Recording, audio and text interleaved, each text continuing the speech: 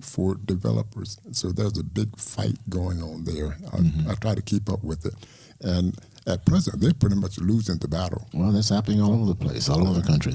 In Florida, moving into the early 1800s, certainly by the 1830s, we have escaped slaves. Most of them came in from Georgia and the Carolinas, who never made really any contact with the Seminoles. We have black Seminoles, and these are people who had been involved with the Seminoles for many years, some of them born into the tribe, intermarried in the tribe, but not necessarily. They didn't necessarily have Seminole blood now, the association with the Seminoles that makes them black Seminoles. And then we have the Gullah Geechees, these folks who are not attached to anybody.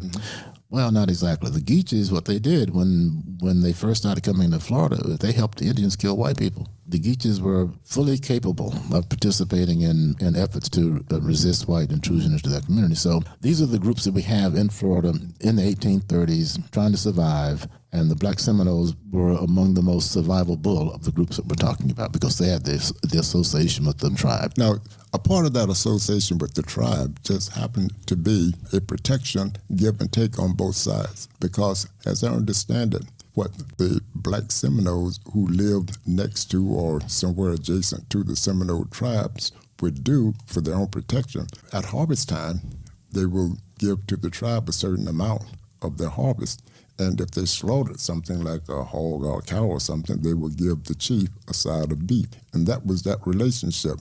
The other part of that relationship. Well, hold on. No, I'm sorry. That was the relationship between the Seminoles and their slaves. The Seminoles owned slaves. Okay, hold on. Now, straighten me up, because, see, that's why I want you to correct me so that people in our audience who think like me, you can correct all of us. Because the flip side of that relationship, as I understood it, was that the Seminole then claimed the blacks as their slaves, because when the whites sent in the troops and the slave hunters to try and capture them and take them back to their plantation masters, the Seminoles said, wait a minute, this is our property. Didn't happen that way. No.